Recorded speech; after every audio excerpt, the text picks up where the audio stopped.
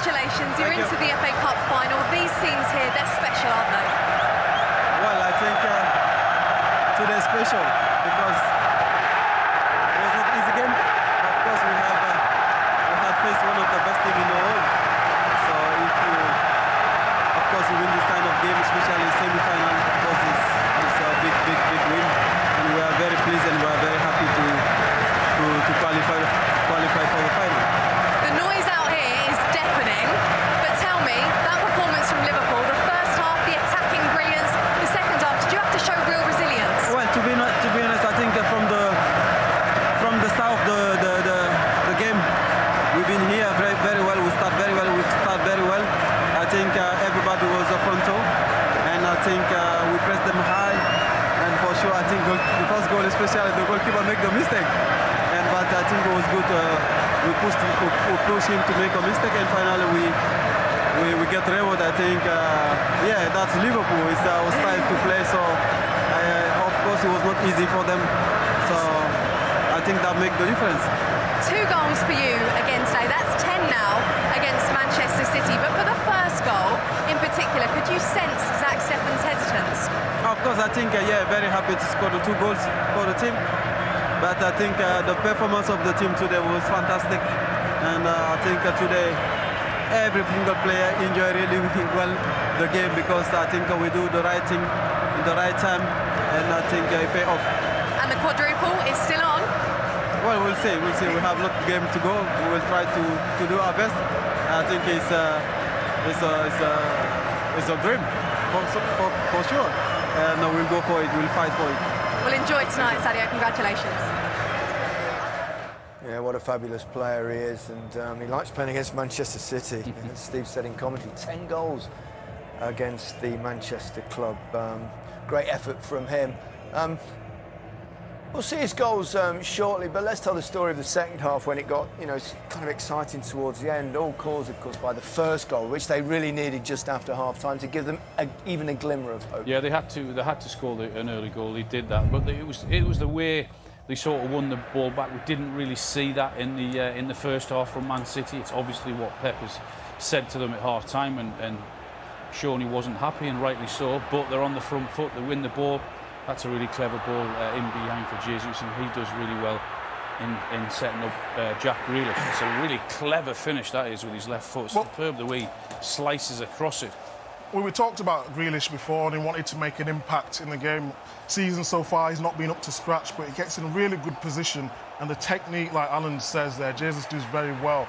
But this is what we want to see from Grealish. More goals and more assists, Danny. Yeah, especially I think in those central areas, you've got to be productive. We see Kevin De Bruyne play that role so often, scoring and making goals. But I think what was fascinating, and we'll see as we go on with Jesus, he kept getting himself in these channels and getting in some really dangerous areas, but doesn't quite have that clinicalness that you need from a top player to get in those, Well, let's have a look at those 2 chances there, because if he'd have taken one of them, it would have really put the pressure on Liverpool. They've had to survive half an hour rather than 5 minutes. Exactly that. With Jesus, he always runs in behind. That's why he's in the team. He works so well, so hard. But if you just look at, speak to Alan here or Danny with his technique, do you think he just waited a bit too long? I think he's waiting to get brought down rather than going across Van Dijk. Gary Allen and I were talking about it. He's got to go across, try and score, and if he gets brought down, but this is the best one. I think he should go round the keeper there. Just drag it to the left. It's so easy. That is a very, very good save. I know he should score, there's no doubt about it. You've got to give the goalkeeper... We spoke about the high line in Liverpool, and the reason why they trust that high line is because if they get through it, they've got a top-class goalkeeper to beat. The number of times we've spoken about that high, it's risky, and the chances that teams have created, yes, they have done that, but they've had to face him, and he is a top. Do it because of him, and also because of VAR. They know that VAR will give the very, very tight decisions offside, but he's a world-class goalkeeper. A number of saves that he makes, top saves like that, keep Liverpool in the game. You think that's why probably Manchester City are looking to the likes of Haaland to bring in? He's prolific goal scorer. Is what they need. I think the problem they're not bad anyway. When City lose, everyone says, "Oh, they need a striker." I agree with Alan in terms of throwing that in the mix for a plan B. Man City are so good because of the midfielders running into spaces, creating spaces for others. So everyone says Manchester City need a striker, but it seemed they went for Harry Kane last season, and they're going to go for Haaland this season. So it seems the club and Pep think the same thing. It's just the difference. So, you know, you've got Alan here who will talk more about the strikers, but just to change it up a little bit. Sometimes you know what Man City are going to do with a striker. You can have a difference in there and talk about being clinical. If that's Harry Kane or Haaland going through, no disrespect, I think that's I just think when you get to this stage of the season and you're playing in such important matches, those little chances make all the difference. And the world-class strikers take them, and that's why he wanted Harry Kane, and that's why he wants Haaland, and we'll probably get him.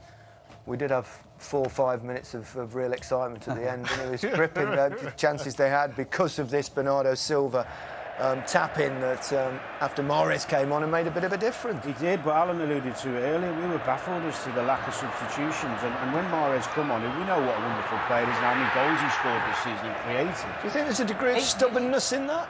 Or I'm struggling, Gary, to find the logic behind it because he's got a wonderful bench every time he puts the squad out. He is the one manager who's probably complained more than any other about the lack of substitutions, the 5 substitutions rule. And he's used less than most in the Premier League, and the quality he's got is there for all to see on the bench. So why not change it with 15, 20? You know, we've all. Well, sorry, Gary, you probably didn't have subs in your day, but when we had fewer subs. When I've come off the bench, you know, you can't do anything in 6, 7 minutes. I mean, it's ridiculous, really. Yeah, it was tough. In my day, we never used to play for 95, 96 minutes either, but like they do now. So I don't think we did. We might have done. But it could have been different. But they had chances, didn't they? They had chances. Edge of your seat stuff in here. Agonising. And they just kept coming and coming. And this is Fernandinho. You just think, has it missed? Connected with it, but it takes a little deflection. It was a brilliant goal. And this is Mahrez. This side, I know it's a difficult chance, but with his technique, expect him to maybe hit the time. But this is the one. It's still not Sterling. Still not easy. I remember he scored a goal a couple of seasons where he took it and he just top went... corner, last top minute. corner. Yeah. I thought, was this going to be Didn't quite get it out of his feet. I thought the Mahrez one, he could have looped it over. Exactly that. It wasn't meant to be. No, it wasn't. We can hear from Virgil van Dijk. He's with Kelly. Virgil, congratulations. You're into the FA Cup final, but was that a little bit nervier than you'd have liked at the end? Yeah, I think we made it very difficult for ourselves, I think, in the end. Created a chance as well to finish the game off, in my opinion. The game obviously was sort of played already in the first half, 3-0 up, you can't give that away. And obviously when they scored their first goal quite early in the second half, that gives them a boost. But overall, you know, we are very happy to go to the final. Let's talk about that first half. It couldn't have gone much better from your point of view, could it? Yeah, obviously we won 3-0. It's all about scoring goals in the end, of course, and that's what we did. So yeah, perfect first half in that case. But we play against City, you know, that's the champions of England at the moment, and it was always going to be tough, no matter who they line up. And you saw it as well today. I think, you know, there will be moments where you have to suffer, and you saw that. And in that second half as well, the fact they got that early goal, how much spirit and determination did you have to show from then on in not to let them completely back into it? Yeah, you have to show a lot of strength and togetherness, because it's tough. You know, it was warm, it was intense, like the previous game we played against each other. But I think, if I'm thinking back now, we should have killed the game off, in my opinion. A word on Ibrahim Konate as well, because 3 goals now for him just in April alone. How impressive has he been? Very. You know, he's made a great impact. He's working hard every day. Good mentality, work rate, you know, incredible. And obviously he has to perform where he's obviously caught upon, and I think he's doing just that. And obviously he's still so young, and it's incredible how good he already is. So obviously everyone at Liverpool should appreciate what we got, and yeah, the future is bright. And finally, very quickly, what can this do for the confidence of this team to beat City at Wembley here today for the rest of the season? I don't know. You know, we go to the final now. We haven't won anything at the moment. But obviously, it's a big step for us as a group. I think it's the only trophy that we didn't win. So we'll give a go. And whether it is Chelsea or Crystal Palace, we'll see tomorrow, of course. It's going to be tough regardless, and well, we have to be ready for it. Then, now it's time to recover and be ready for a big game on Tuesday. They keep coming. Congratulations. Thank you very much. Yeah. And very there's Wembley Stadium. Beautiful day in London, and a great day if you're a Liverpool fan as well. This is what they've got left for history, for something that would live in the memory forever. I'll tell you what they've got. The great advantage of being in so many competitions is that every player doesn't want to miss any of the big games coming up. So every time they go on the pitch, they've got an opportunity to show Klopp that they should be playing in the semi-final or the final or whatever it is. Yeah. Chance. OK. I think we can hear from Jurgen Klopp, I'm hearing, so let's hope that's true. Here he is with Kelly. Congratulations, your first FA Cup semi-final, and now you're going to take your team to the FA Cup final. It may have been nervy at the end, but how proud are you of that performance overall? Oh, absolutely proud. It's an incredible. I think the first half was one of the best we ever played. We did all the right stuff. We scored in the right moments. We played an incredible game in the first half, I have to say. I really loved each second of it. And yeah, second half started with a goal from Man City, and then it opens up. The quality of City is insane, and you could see that then. It was up to much more open game. Obviously, we had our situations. You see now, so now on a few pictures, and when Mika Richards is talking, and it's always Man City situations in the end. It's clear, but we had our counter attacks which we didn't use.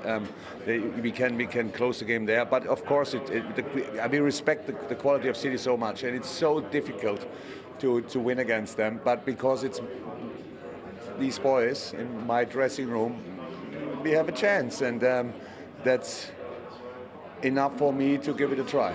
How big a statement is this win against Manchester City? That's not a statement, really. We are in the final. But I think City knew before that it will be difficult. It could be difficult against us. That's how it most of the time was. There was one game with a strange scoreline, 5-0 or so, when we had an early red card, more or less the other game, or when we were already champion. But when both teams were concentration-wise on top of the game, it was always close. Should be fine. But we don't use it as a statement. We just wanted to go to the final, and that's what happened. Potentially 11 games still to go of this season. The quadruple is still on. This is exactly where you wanted to be, isn't it? Look, the quadruple talks, I can't believe that. So with this game now, we have another game. Means we get Aston Villa someone in the midweek, probably, or I don't know, whichever game it will be. They have to move one game again. So I'm not sure if we have a full week before the last match day. So it's all difficult, but who cares tonight? We came here, we wanted to go to final. We knew about the problems, but the quadruple is qualifying for this kind of final makes it even more difficult. It's the only way to do it, but it makes it more difficult as well. So it's a strange situation, but all good. We are over the moon. We beat the strongest football team, the best football team in the world, and that's a pretty special moment. Congratulations, Jurgen. Try and enjoy it. Thank you very much. I do. Absolutely extraordinary game. The thing is with City, last week at the 2-2, they started fast. It was on the front foot. It's almost like they thought they could come on and turn up today, play the fancy football and get. And Liverpool have just been on it right from the first minute, and City have not known how to deal with that. Yeah, it surprised you, the one-sided nature of the game, Alan. It's been a phenomenal performance from Liverpool. We said about before the game how they might be that little bit fresher from the changes that Jurgen had made in midweek and again today, and that has been the case. I mean, they've just been right from the first whistle. They went after Manchester City. They closed them down. They won every first tackle. They've picked up every second ball. Yes, they've had a hand from Zach Steffen, the goalkeeper, but that aside, they have dominated from start to finish in that half. Incredible. Yeah, devastating display from Liverpool. I mean, you were confident before the game. You said that you fancied Liverpool strongly. You've got a little smug look on your face now. Well, I'm surprised. Of course, you don't expect 3-0, but it shows that they've prepared well. I do think that having the big hitters have a rest midweek has helped. Mane has been at it. Really, really tenacious from the front, which helps. Obviously, City have made mistakes, like Al said, but you have to give credit to Liverpool players for really starting the game with that intensity and desire to win. And now, really, if they stay concentrated and focused, they shouldn't be letting City. I mean, I know City have got talent on the bench, but 3-0 with a team like Liverpool, it should be done. Should be game set, match. It should be, but we know in football you never know. What we do know is Liverpool are very good at corners this season, Alan. I think that's 19 goals in all competitions they've scored from corners, which is a quite staggering number. And they did it again. Got such a presence and guys who want to go and attack that ball, and that's exactly what Canati does. And whoever gets in his way, they're just being bowled over. They scored in his last 3 games. He gets up above Ake there. I think the goalkeeper should do better. There's no way that beats Edison. But Jesus, no way. Jesus has got to be stronger there. Just because you're in a zonal, it doesn't mean you stand in one position. He's got to be stronger. He's got the run there on Ake. It was always going to be one winner to the ball. But if you're in that position, you've got to stop him from getting that momentum, and that didn't happen. Yeah, but his desire to get in there is incredible, the way he's pushing everyone out of the way. No one's going to stop him. He's got the run, he's got the ability to leap and then to put it in the back of the net. But I still say the goalkeeper should do better. Full of confidence as well. So he scored 2 in his last 2, the 2 games against Benfica. So when you're full, you've got to be aware of it. Yeah. Sure. You said you thought the goalkeeper should have done better with the first goal. As for the second, well, it was just a disastrous moment for him. Brilliant from Mane, first of all, the way he's prepared to work and close down. That's what Liverpool do. He's on the front foot. Just watch him go. He sort of invites the goalkeeper. I mean, the first touch has killed the goalkeeper. You've got to be prepared to play that. You can see the way John Stones, when he passes it back to him, is pointing. Watch him, he's pointing, there you go, get it out here, get it out to the left-hand side. Fantastic from Mane, but his first touch. He's all over the place with that first touch. But the problem there is, I know he's been told to play out, but sometimes you have to make decisions for yourself. You can see Mane's right in front of him, just kick the ball out for play. You'd rather give away a throw-in than a goal for your team. The only thing with that, Mike, is when you see that again, the pace that Stones has played it back, he's had to play it fast because he saw Mane. Yeah. This was the semi-final last year. We talked about it just before the game about Stefan playing. He made it. You know, he's a bit out of position. He's nothing like the error of this one, obviously. One thing you want from a goalkeeper is just that stability. You want that organisation at the back. His position there was, shall I stay? Shall we start? And this was last week. And I don't want to, compare him to Edison, but this is the difference in playing Edison and playing. The difference is also, of course, if Mane had lunged, didn't he? If Jota had lunged like Mane, he may have got it as well. But he didn't. You're on about stability. It's very, very difficult to get that when the goalkeeper Stefan's only played 3 times since Christmas.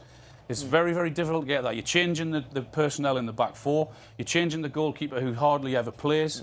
It's difficult to get up to speed to work on your touch. So if you don't get up to speed, just get rid of the ball. But you can't going back to the point, you can't get rid of that ball one touch because it's been played too firm. Pep's gamble's backfired. There's no doubt about it. I agree with that. Liverpool and Klopp could have played Kelleher, of course, and who's done very well, and he's been an FA Cup goalkeeper and Carabao Cup goalkeeper.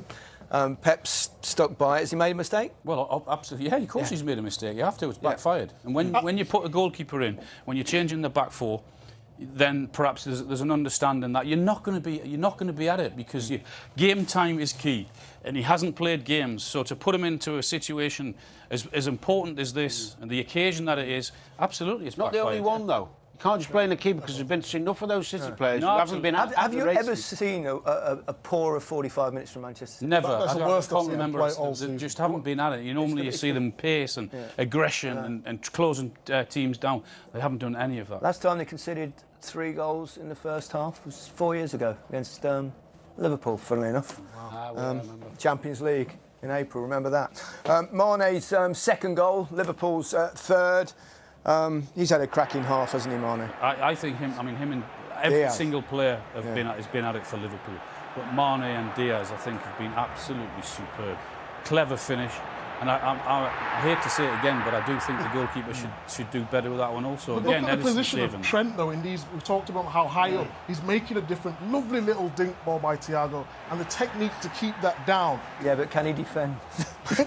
He's faced a little Mane's faced a little bit of criticism recently playing down the middle. Talk about not being as effective.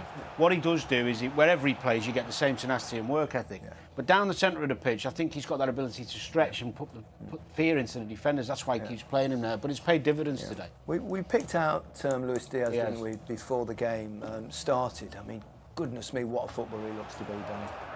it's just so effortless for him, isn't it? He plays free from fear. He doesn't mind. He's physically capable. He's quick. Both ways. He's more than willing to work, running behind with the ball when they've got the ball. Look at this, helping Robertson out after Sterling's gone past him. It's exactly what Klopp wants from his wide men.